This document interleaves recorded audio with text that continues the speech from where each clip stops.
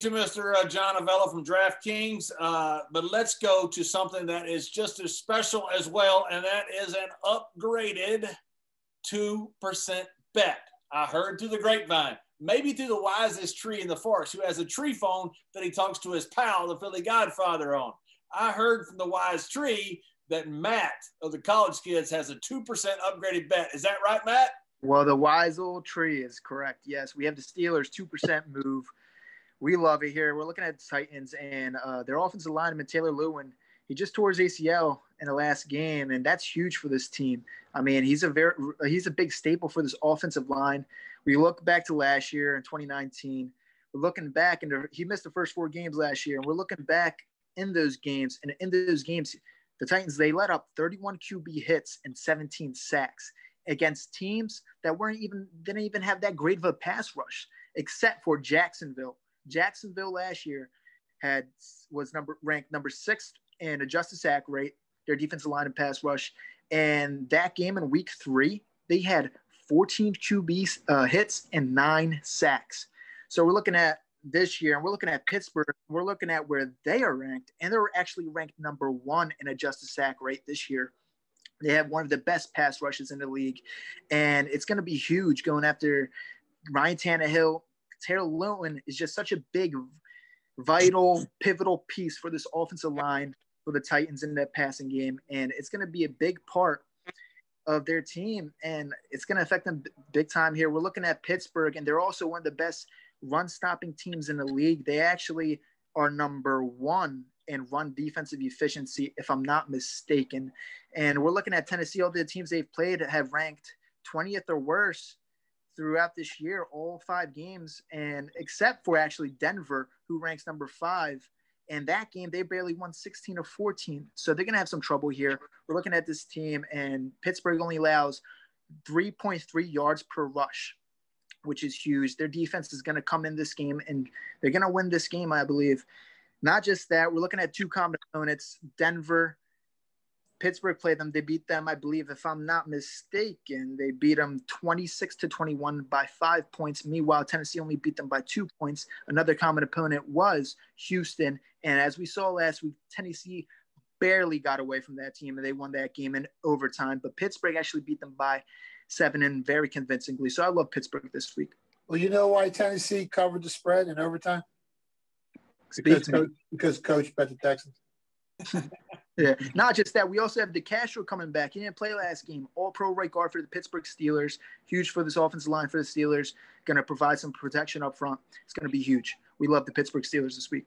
With 30 seconds left in that game, JBL, the Texans had like a 98.2% chance of covering the spread, and they still found a way not to cover.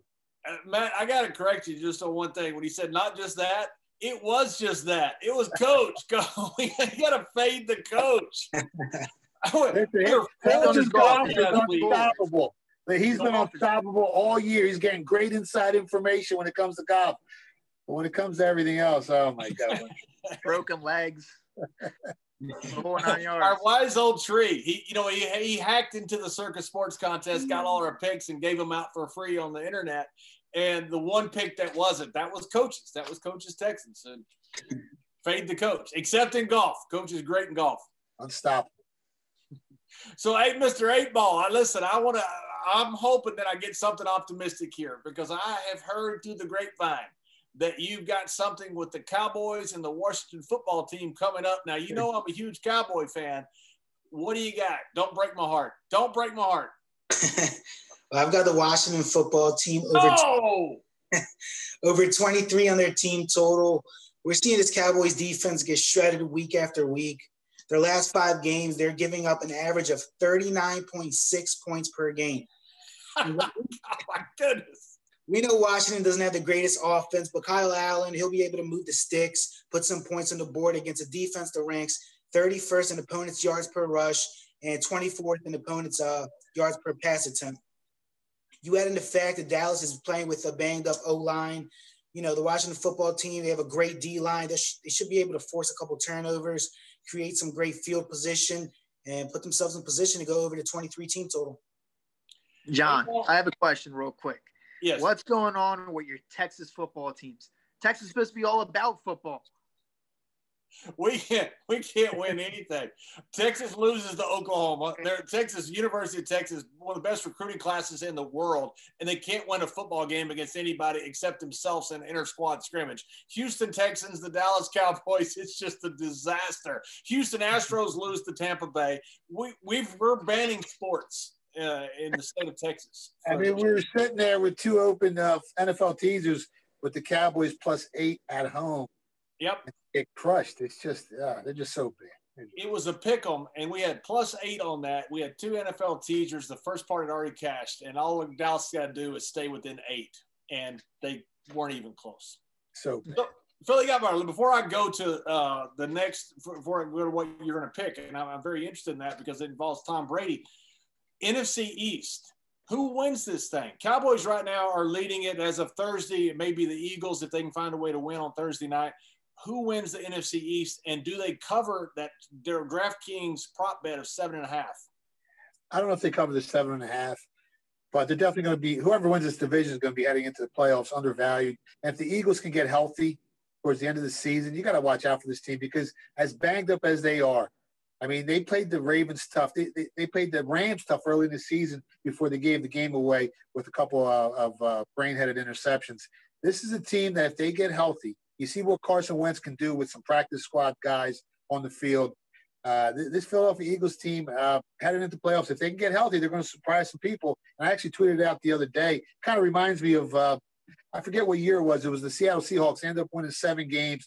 Everybody was clowning on them. They won their division, and they actually went to the playoffs, and they won a playoff game. So the same thing might happen again this year with this NFC East team. Later on this season, watch out for this Eagles team as they start getting players back. Early in the year, I thought the Cowboys were the right side. I took my +100 to win the division. But as of right now, moving forward, I think this division is set up nicely for the Philadelphia Eagles. Well, it looks like to me like the Eagles are the only team that doesn't suck. I mean, it seems like to me Washington, Dallas, and New York are terrible, just awful teams. Philadelphia is bad because of injuries. And once it has to be remedied, then they become a different team. Yeah, and they're still in a lot of these games. I mean, you look at how high-powered the Ravens are, and the Ravens dominated maybe 3/4 of that game, and then towards the end of the game, the Eagles come back. If it wasn't for a bad play call by Peterson, for that 2-point conversion, the Eagles might have won that game. And they also missed a field goal before half, which is huge because the score was 30-28. They make that field goal, that game might be 31-30. Yeah, and anytime a team that's a 10-point underdog can come back like that, I think the bookmakers are undervaluing them, moving forward. Joey, I think if my Cowboys played your Jets, they would somehow both lose. It'd be a tie. It'd be a double forfeit. Horrible. I threw my Jet stuff out. Hey, look, I jumped on the bandwagon. And look, they dropped their first game of the World Series. Tampa Bay. I doesn't matter. I'm wearing a Syracuse shirt this week because we know they're going to get beat. I'm going to do the same thing. I'm just going to keep changing teams except for any Oklahoma teams until I find one that wins. Like I said, I mean, 40. What are they? A 46-point dog or something this week against Clemson? Syracuse. John, I got a question for you. Wasn't Yosemite Sam originally from Oklahoma? He wasn't actually from Texas. Yosemite Sam. Yeah. I think Coach is from Oklahoma. That's why I don't like Oklahoma. Well, let's go to the team that is the treat of the league right now, and that is Tom Brady and the Tampa Bay defense, the Tampa Bay offense. Absolutely incredible right now. I understand, Philly Godfather, you've got something coming up in the Bucs versus Raiders this Sunday.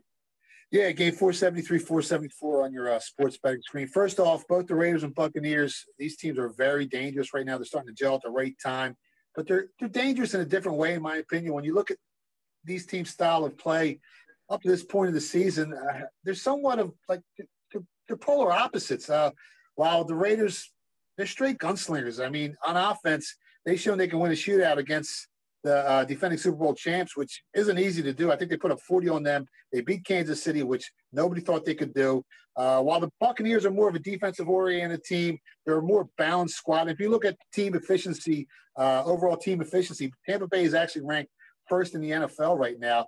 And when it comes to offense, even though their metrics are in the basement of the NFL when it comes to yards per play, yards per pass attempt, they're actually loaded, and they're starting to get healthy now. So watch out for their offensive unit. Watch out for their offensive production numbers moving forward.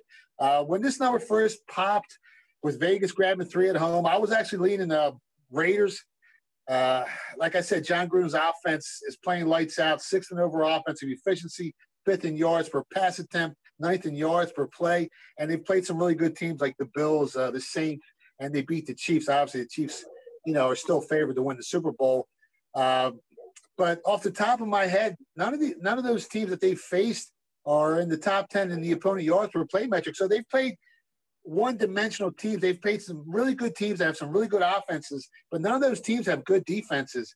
And we always talk about how styles make fights, especially in the fight game. Joey knows about this, whether it's boxing or UFC. But I think it holds true in the NFL as well. I think the Raiders type of football can give teams like Kansas City problems. But now they're going up against a team whose defense ranks number 1 in opposing yards per play metric, number 2 in getting after the quarterback. They got 22 sacks on the year. And they're ranked 2nd in the league, I think, with 8 interceptions. So their defensive backfield is really, really gritty. And they force turnovers. I think they're +4 in the turnover differential department, while the Raiders are -4. So they're forcing turnovers. And we also always talk about how turnovers are so important in the NFL when it comes to winning the game and covering the spread. And like I said, right now, this Buccaneers offense is finally getting healthy. Tampa Bay's defense is starting to look unreal. You saw what they just did to Aaron Rodgers. Aaron Rodgers had the highest passer rating since they started recording that stat through the first 4 games of the season. Green Bay was averaging right around 38 points per game before last week, and Tampa Bay's defense just shredded them. They were swarming all over them. They held them to just 10 points. This Tampa Bay defense is gelling at the right time. Their offense should start coming along as well. You got arguably the greatest quarterback of all time on Tampa Bay. The line opened up 3. There were some problems with their offensive line where Gruden sent everyone home today. So that's going to affect this team as well. I like Tampa Bay here 3. You can lay 3.5. I've seen it as high as -4 at some of the offshore shops. If you can get 3 minus $1.25, I mean, you got to take Tampa Bay here. I don't know if you noticed it, but Darren, while you were going down that breakdown, which was excellent, bandwagon bagels switch caps. What do you Tampa Bay, baby. Come on. There you go, baby. 50-1. We got them at 50-1. We got them at +700 to win the division. This team's definitely going to get better as the year goes on. And we talked about it at the beginning of the year. Their schedule was tougher the first 6 games of the season. But towards the end of that stretch, towards the end of their schedule, it gets real easy. Their strength of schedule gets real weak. This is a team, if they stay healthy, can definitely go deep in the playoffs and maybe end up in the Super Bowl. So, Joey, right quick, the start time for this UFC event that we do every single Saturday is what time this come up this Saturday? Looks like it's going to have to be 9:30 a.m. Eastern time, 6:30 a.m. Pacific time. Crazy start time, right? Yep, that's the show that we do every single week, the UFC Fight Show. These guys have absolutely been killing on the UFC Fight Show. That is our show. Follow the action. Downloaded in almost 2,000 different cities and over 60 different countries in all 50 states. We're the fastest growing podcast in the world for a very good reason. And that's because of all these guys right here. And right there, the Philly Godfather with his San Fran Joe Montana helmet. Take the 3 on the 49ers this week. Take the 3 on the 49ers. Take the 3 on the 49ers. As Coach would say, a bonus pick. I love bonus picks. Hey, 2 teams headed in the wrong direction, JBL. What's that? I said 2 teams headed in the wrong direction, a different direction. I'm sorry. That's exactly right. Hey, thank you very much for joining us. That is Follow the Action. Don't forget to catch all of our videos on YouTube, all types of exclusive content. Have a great week and good luck.